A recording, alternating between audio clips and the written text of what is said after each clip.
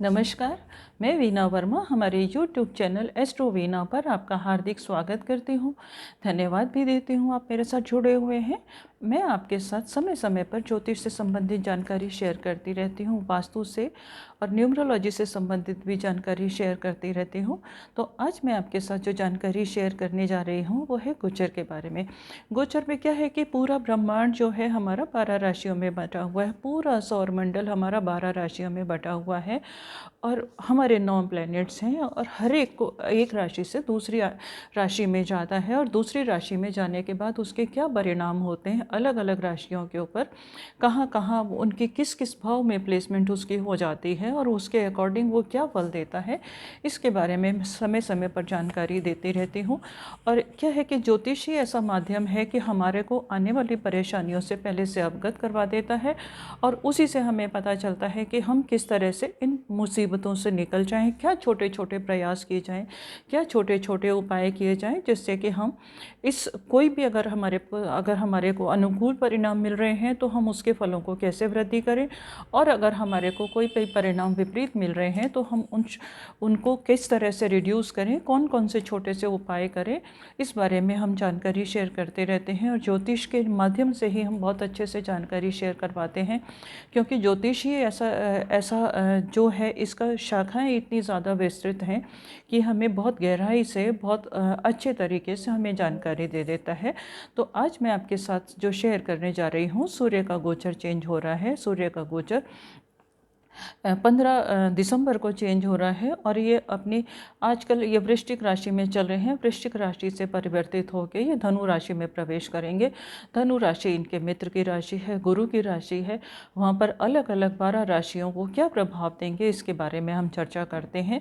तो अब हम शुरू करते हैं मेष राशि से। मेष राशि के भाग्य स्थान में सूर्य आ जाएंगे। भाग्य स्थान में सूर्य आने के बाद इनके क्या परिणाम होंगे उसके बारे में हम चर्चा कर लेते हैं। मेष राशि में अगर हम सबसे पहले देखें तो सूर्य जो है इनके 5th हाउस का लॉर्ड है, पंचम यानी कि ज्ञान का स्रोत है, नॉलेज का स्रोत है और ये इनके भाग्य स्थान में आ जाएगा। तो भाग्य स्थान में आने के बाद इनके अंदर जो है प्रभावशाली इनका जो व्यक्तित्व है, सूर्य और बृहस्पति की मित्रता बहुत अच्छी है तो इनका व्यक्तित्व जो है वो बहुत प्रभावशाली हो जाएगा, समाज में मान सम्मान मिलेगा और भाग्य में वृद्धि होने के पूरे चांसेस हैं। अगर इनके कुछ रुके हुए काम हैं तो इस समय में इनको बना लेने चाहिए। संतान पक्ष का भी इनको उत्तम सहयोग मिलेगा। अगर उनके साथ में कुछ भी थोड़ा सा वैमनस्य चल रहा है, कोई भी टेंशन चल रही है तो इस महीने दूर हो जाएगी, आर्ग्यूमेंट ख़त्म हो जाएंगे। और अगर आप संतान के भविष्य की चिंता कर रहे थे या उनके बारे में कुछ सोच रहे थे तो वो प्लानिंग इस पर आपकी फुलफिल होने वाली है। और इस वक्त आपके पुरुषार्थ, क्योंकि भाग्य स्थान से ये 3rd हाउस को देखेंगे और 3rd हाउस जो होता है हमारे कॉन्फिडेंस का, पुरुषार्थ का भाव होता है।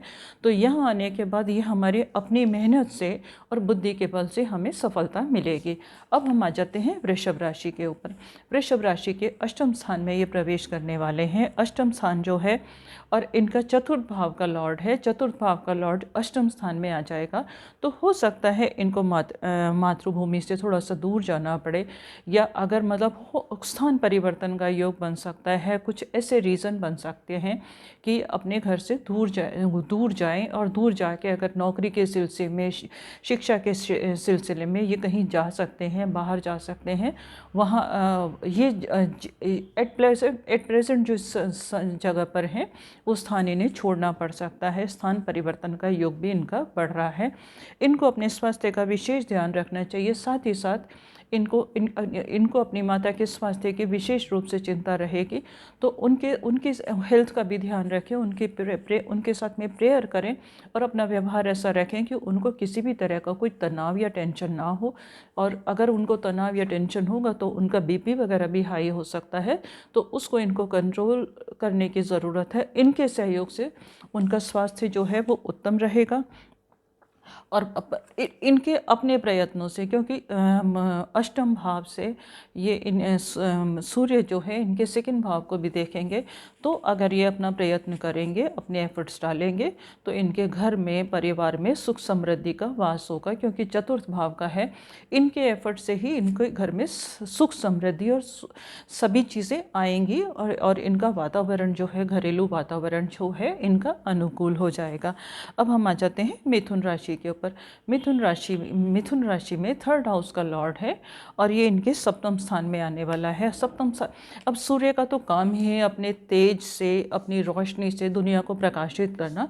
तो इनके तेज में, इनकी ऑरा में वृद्धि होने वाली है, इनकी रेपुटेशन भी बढ़ेगी, क्योंकि मिथुन राशि जो है बुध की राशि है, और बुध की राशि के साथ सूर्य का पुत्र है बुध, तो इसका हमेशा ये ध्यान रखता है। तो उसकी ऑरा को ये तेज़ करेगा, उसकी कॉन्फिडेंस लेवल को बढ़ाएगा, और उसके एफर्ट्स जो हैं वो फुलफिल होने वाले हैं। और जीवन साथी का स्थान पर अगर आप मैरिड हैं तो वहाँ पे आपका प्रभुत्व बनेगा, तालमेल बनेगा।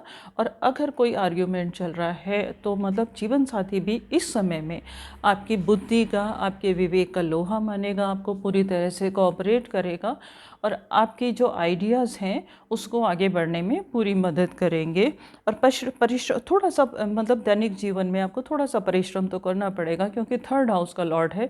तो थर्ड हाउस का लॉर्ड जो है वो थोड़ा सा परिश्रम तो करवाता है।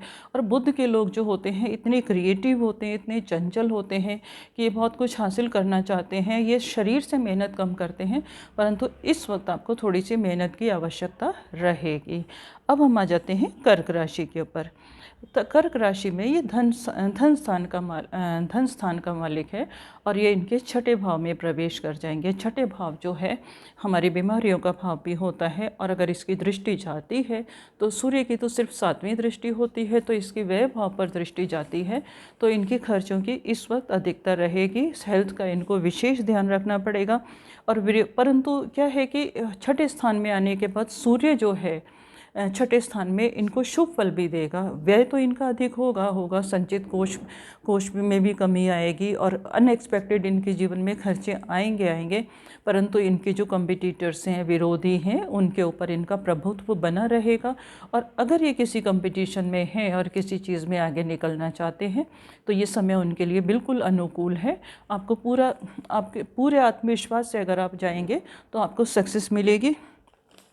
खर्चों की अधिकता रहेगी, ये मैंने आपको बताया है। तो आपको अपना बजट बना के चलेंगे तो आपके लिए अच्छा रहेगा, और थोड़ा सा मतलब कंट्रोल रखिएगा, और अपनी हेल्थ का ध्यान रखेंगे।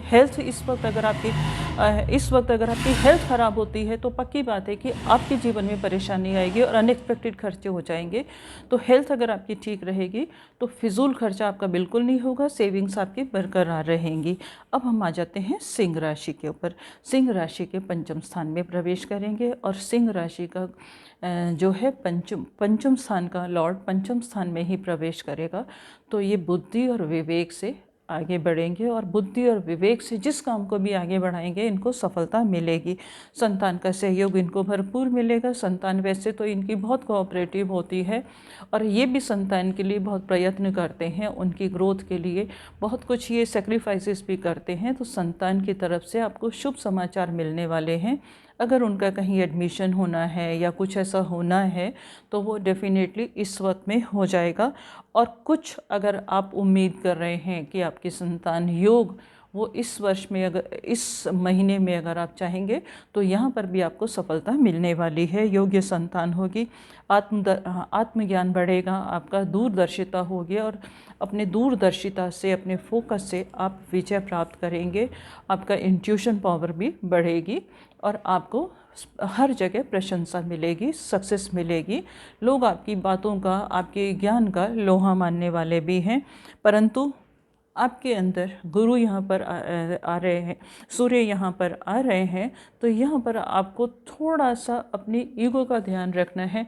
आपके अंदर आत्मविश्वास होना चाहिए, आपके अंदर रिस्पेक्ट की भावना होनी चाहिए, सेल्फ रिस्पेक्ट भी होनी चाहिए, परंतु अहंकार से आपको दूर रहना चाहिए। अगर आप थोड़ा सा भी अहंकार आ गया तो आपके जो नज़दीकी लोग हैं वो आपसे बहुत दूर हो जाएंगे। इस चीज़ का आप विशेष ध्यान रखें। अब हम आ जाते हैं कन्या राशि के ऊपर। कन्या राशि में ये व्यय भाव का स्वामी है और इनके चतुर्थ भाव में आने वाले हैं।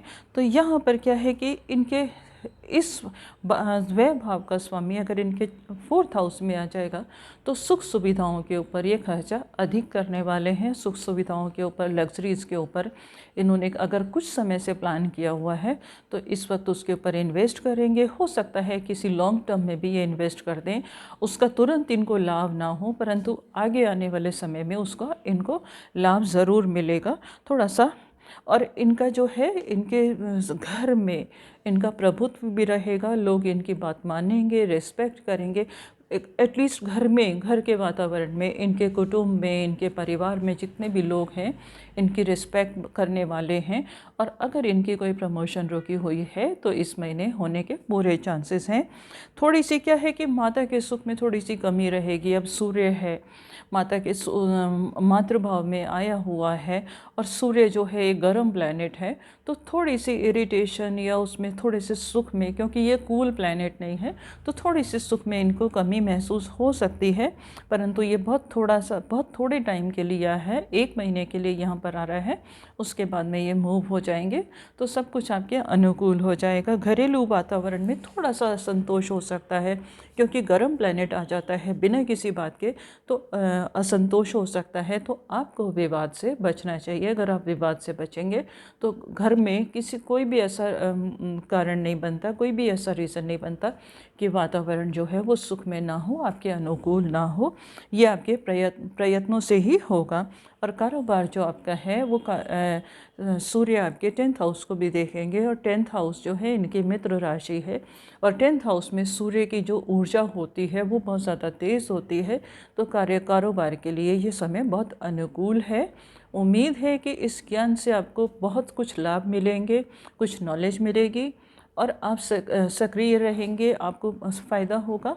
और अगर आपके मन में कोई सवाल है तो आप मुझे लिख भेजिए, मैं उनको जवाब देने का पूरा प्रयास करूंगी और आपको इसकी समस्याओं का समाधान करने की पूरी कोशिश करूंगी। अब मेरे कांटेक्ट डिटेल्स आपको मेरे डिस्क्रिप्शन बॉक्स में भी मिल जाएंगे। आप मुझे व्हाट्सएप कर सकते हैं, मेल कर सकते हैं, अपने सवालों का मैं जवाब दूंगी। और अगर अभी तक आपने मेरा चैनल सब्सक्राइब नहीं किया तो इसे सब्सक्राइब ज़रूर कीजिए, लोगों के साथ शेयर कीजिए, जिससे आपके साथ साथ लोगों को भी लाभ हो। क्योंकि हम अगर रोशनी एक अगर हम लाइट जलाते हैं तो पूरा जहान जगमगाना चाहिए, सभी लोगों को लाभ होना चाहिए। इसके साथ ही मैं आपसे विदा लेती हूँ।